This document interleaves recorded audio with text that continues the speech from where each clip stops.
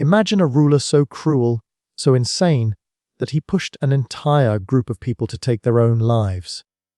This wasn't some distant tyrant from a forgotten time. This was Nero, the emperor of Rome, a man who ruled with terror, greed, and an insatiable desire for control. But his cruelty didn't end with executions. No. Nero's darkest act came when he turned his empire's people into instruments of mass suicide. Nero's brutal cruelty towards his subjects and his twisted obsession with power knew no bounds. He orchestrated mass suicides for political and personal gain, manipulating those who once served him into performing this final, horrifying act. His reign, marked by fear and terror, spiraled into madness, and his empire started to crumble under the weight of his delusions. As his reign came to a tragic end, betrayal and paranoia tore through his ranks, and Nero's once thriving empire was left in ruin. His descent into madness was not just the fall of a ruler, but the death of an entire civilization under his control. Tonight, we unravel the darkness behind Emperor Nero's reign, his cruelty, his madness, and the horrifying incident where he manipulated his own subjects into ending their own lives. Nero's early life was marked by manipulation and power struggles. Born as Lucius Domitius Ahenobarbus, he was adopted by his great-uncle, Emperor Claudius, and became heir to the throne. His rise to power was largely orchestrated by his mother, Agrippina the Younger, who was determined to see her son rule. Agrippina, with her political cunning, used her influence over Claudius to secure Nero's position as emperor. She also enlisted the help of Seneca, a Stoic philosopher who became Nero's advisor and mentor, guiding him during his early years as emperor. When Emperor Claudius died in 54 AD, likely poisoned by Agrippina herself, Nero ascended to the throne at the tender age of 16. The early years of his reign were seen as promising. Under Seneca's guidance, Nero introduced reforms that were viewed as progressive, and for a brief time, his rule appeared to promise a better future for the empire. Nero's mother played a significant role during these early years, controlling the reins of power from behind the throne, with Nero acting as her puppet. However, as Nero matured, his desires for power and control grew uncontrollable. He grew resentful of his mother's dominance, and driven by his own ambitions, he began to cast aside her influence. In 59 AD, Nero had his own mother, Agrippina, killed. According to some accounts, he attempted to murder her with a boat accident, but when that failed, he ordered her execution, which marked the beginning of his darker, more tyrannical reign.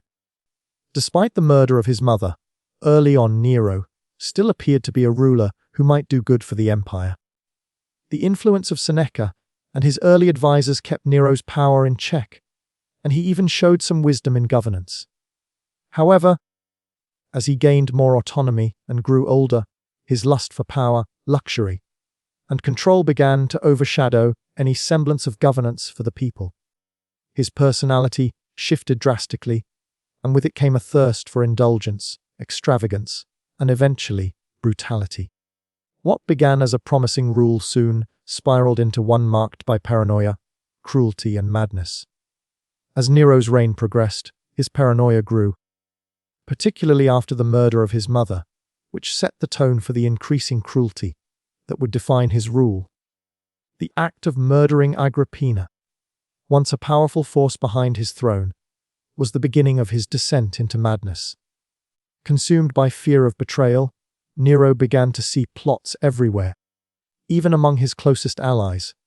His growing mistrust of those around him led to a brutal series of executions and purges.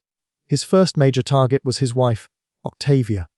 He saw her as a political inconvenience and, in a display of shocking cruelty, exiled her to an island, later ordering her execution.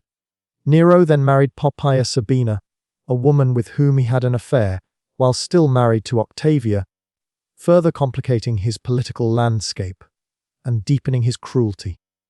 But his paranoia did not stop there. He also turned against those who had once mentored him and supported his rise to power. The most famous of these figures was Seneca, his former tutor and advisor. Seneca, a Stoic philosopher known for his wisdom, had helped shape the early part of Nero's reign, keeping the young emperor's worst impulses in check. However, as Nero's lust for control grew, he saw Seneca as a threat. In a fit of paranoia, Nero forced Seneca to commit suicide in 65 AD, a brutal and tragic act that marked a turning point in the emperor's descent into madness.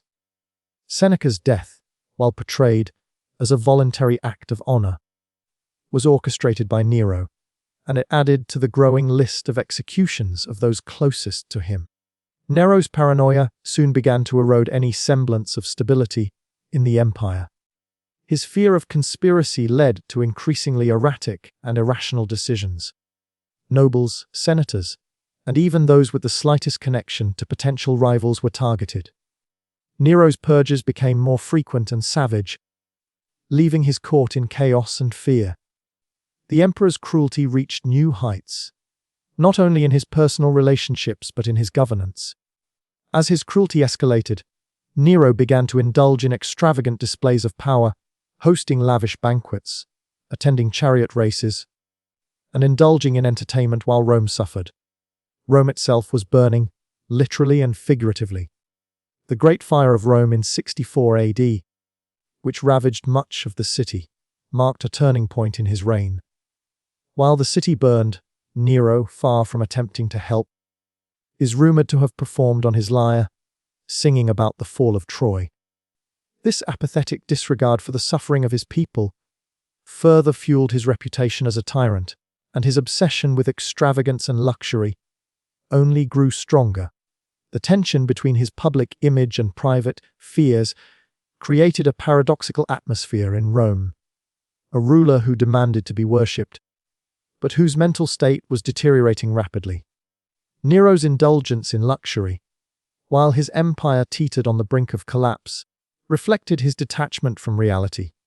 His actions, marked by indulgence, fear, and cruelty, left Rome destabilized and full of unrest, setting the stage for his eventual downfall. As Nero's rule spiraled into chaos, his descent into madness reached a terrifying peak in 68 AD. Overcome by paranoia and the growing number of conspiracies against him, Nero was no longer capable of discerning reality from delusion. His empire was crumbling. Revolts erupted in multiple provinces, and even within his own palace. He felt the noose tightening. Loyalty to Nero was no longer guaranteed, and the once all-powerful emperor was left in a state of utter desperation. But instead of stepping back or seeking to restore order, Nero decided to tighten his grip on power. In the most twisted way imaginable, mass suicide. In his deranged state, Nero believed that the key to keeping his empire intact lay not in diplomacy, not in strength, but in forcing his own subjects into mass suicide. But these weren't criminals or rebels he commanded to die. No, these were his loyal soldiers, his people, his aristocrats, those who had once fought for him and believed in his reign. His desire for control turned grotesque, and he sought to bind them to him forever in death. The psychological toll of this command is unimaginable. Nero's subjects were forced to take their own lives as an act of loyalty, manipulated into believing that dying for him would be an act of honor.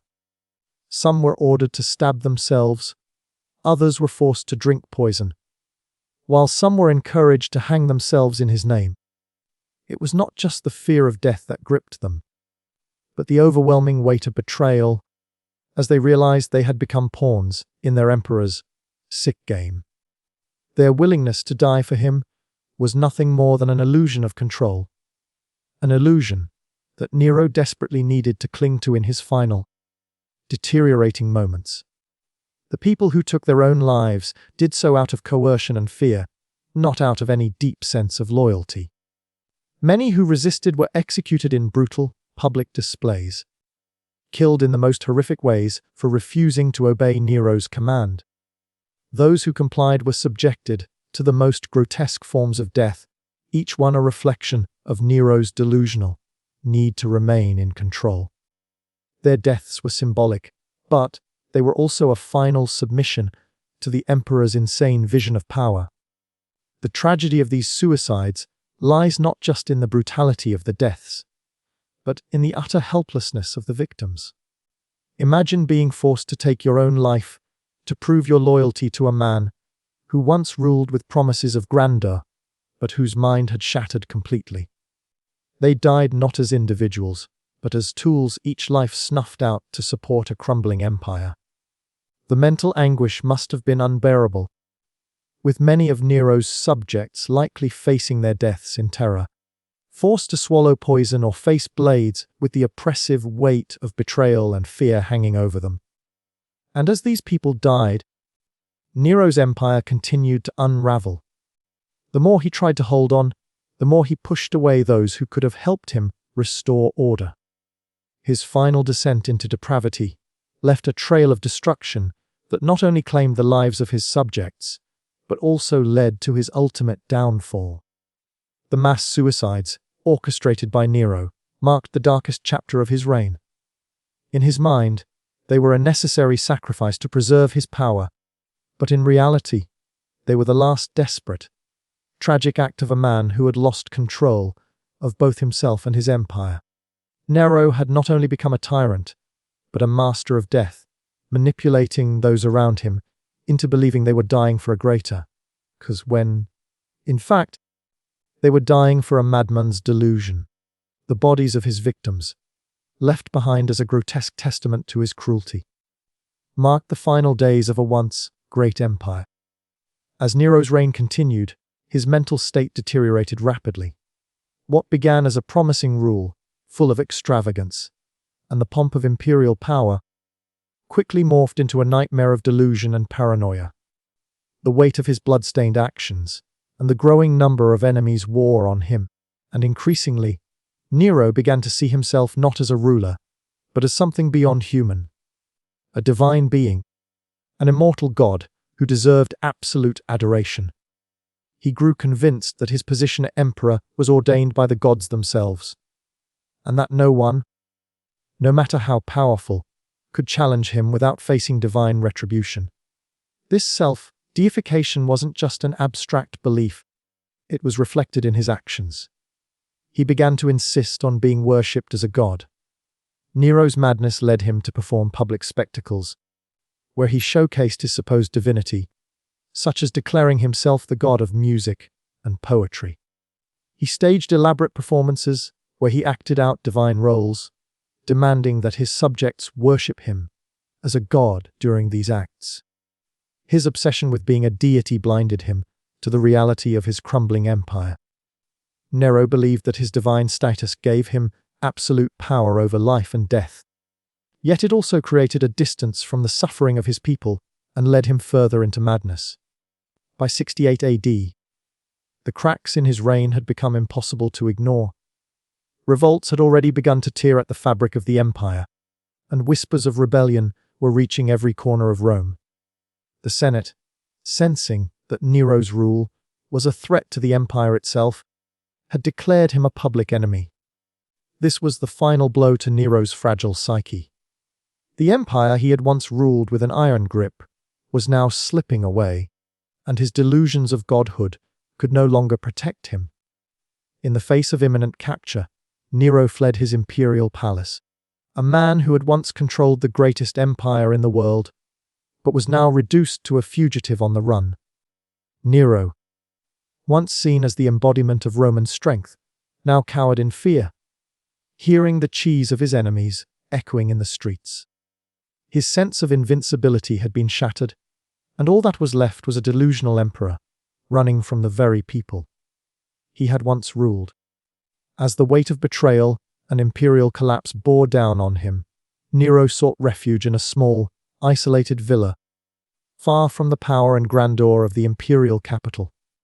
The man who had once been Rome's most powerful ruler was now holed up in a modest villa, stripped of the glory he had spent a lifetime building. In his final days, Nero's paranoia reached its peak.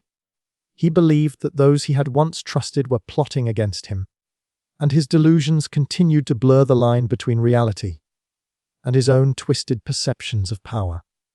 In those final, frantic moments of his life, he was a man who had lost everything: his empire, his family, and his own sanity, desperately trying to escape the fate that awaited him. Nero was unsure of what was real, isolated in his own mind as much as in his physical location. He could hear the celebrations of his enemies growing louder, a reflection of the empire he had once controlled, now turning its back on him.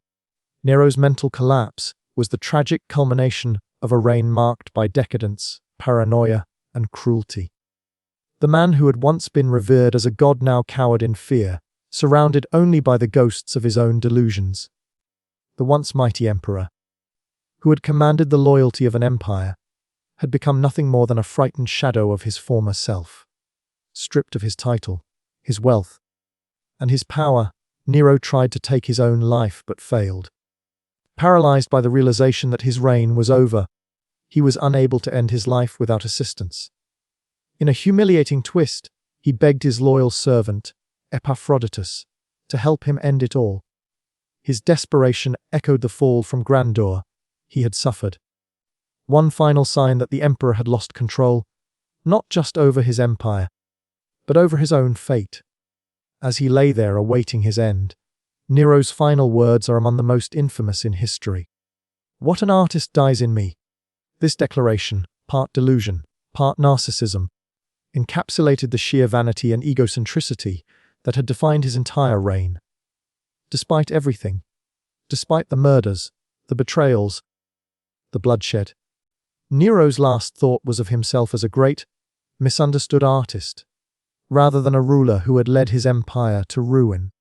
It is said that Nero's obsession with his image and legacy was so deep that, even in his dying moments, he believed his death would be a loss to the arts and the world.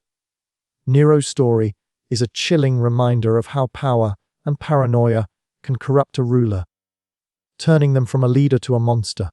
His reign, marked by terror and cruelty, shows just how far he was willing to go, manipulating his own people into mass suicides to maintain control.